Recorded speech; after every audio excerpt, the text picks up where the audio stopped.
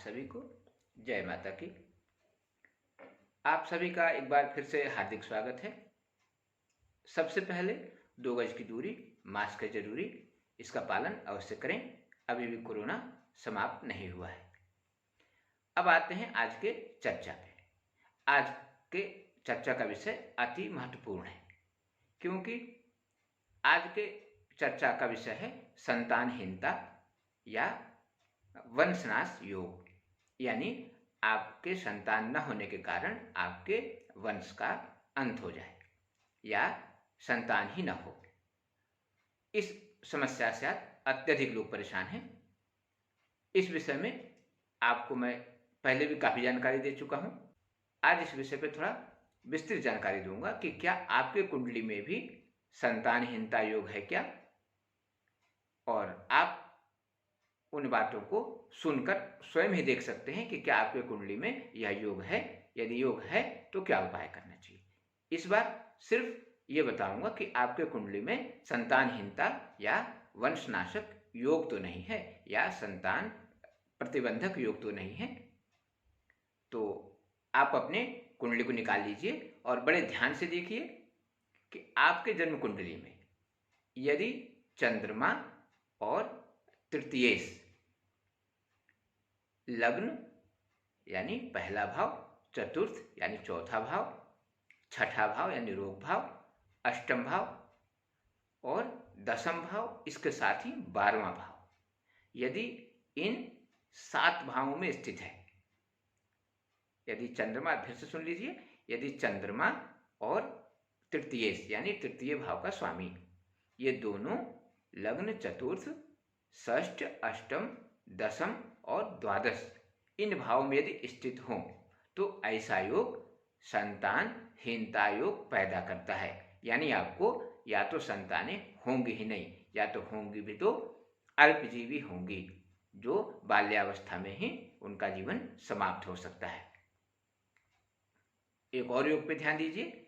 यदि आपकी कुंडली में मंगल पंचम भाव यानी 5वें भाव में स्थित हो और पंचमेश छठे भाव में बैठे हों, यानी 5वें भाव के स्वामी छठे भाव में बैठे हों, और शनि सिंह राशि में होकर किसी भी भाव में बैठे हों, ये जरूरी नहीं कि किस भाव में बैठे हैं, सिर्फ सिंह राशि में शनि हों और किसी भी भाव में बैठे हों, तब भी संतानहीनता या वंश नाशक योग बनता है।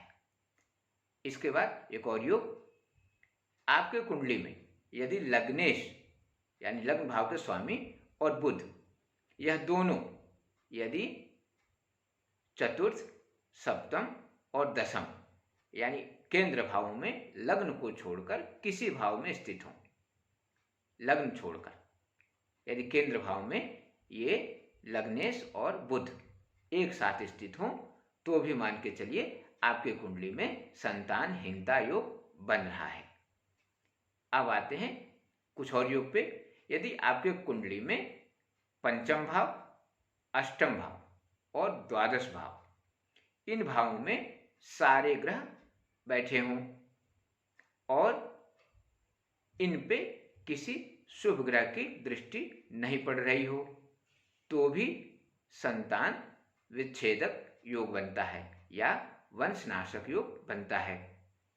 इसके बाद एक और योग, यदि चंद्रमा पंचम भाव में बैठे हों और सभी ग्रह 8 और 12वें भाव यानी अष्टम और द्वादश भाव में बैठे हों, इसके साथ ही 7वें भाव में बुध और शुक्र एक साथ बैठे हों, चतुर्थ भाव में पापक ग्रह हों और पंचम भाव में कमजोर गुरु हों, तो भी संतानहीनता योग बनता है। एक और योग की चर्चा कर लें। यदि आपके जन्म कुंडली में सप्तम भाव यानी 7वें भाव में मंगल या शनि, इनमें से कोई भी बैठा हो, और लग्न में चंद्रमा और गुरु भले ही गजकेसरी योग बना रहे हों, तो भी पति पत्नी के शारीरिक कमियों के कारण संतानहीनता योग बनता है। इसमें कोई दैवीय कारण नहीं होते हैं या कोई प्राकृतिक कारण नहीं होते हैं, सिर्फ शारीरिक कमियों के कारण संतानहीनता का योग बनता है या वंशनाशक योग बनता है। इसके बाद एक और योग, यदि आपके जन्म कुंडली में चतुर्थ भाव यानी सुख भाव में सभी पाप ग्रह एक साथ बैठे हों और सप्तम भाव में शुक्र अकेले बैठे हों और 10वें भाव यानी कर्म भाव में चंद्रमा बैठे हों, तब भी वंशनाशक योग बनता है। इसके बाद एक और योग, यदि आपके जन्म कुंडली में मंगल पंचम भाव में बैठे हों, सूर्य अष्टम भाव में बैठे हों और शनि भी यदि साथ में बैठे हों तो वंशनाशक योग बनता है, यानी यह योग आपको संतान विहीन होने का संकेत करता है।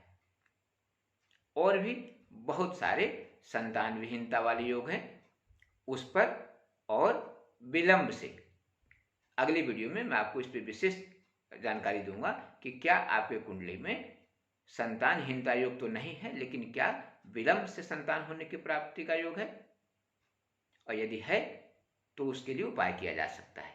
और उपाय आप क्या कर सकते हैं उसको अगले वीडियो में बताऊंगा। तो ध्यान रखिए, अगले वीडियो में आपको कुछ संतानहीनता के और योग, इसके साथ ही विलंब से संतान होने के योग कौन से होते हैं और इनका उपाय क्या किया जा सकता है, सरल और सटीक उपाय आप क्या कर सकते हैं जो स्वयं ही कर सकें, ऐसे उपाय भी आपको अगली वीडियो में बताऊंगा।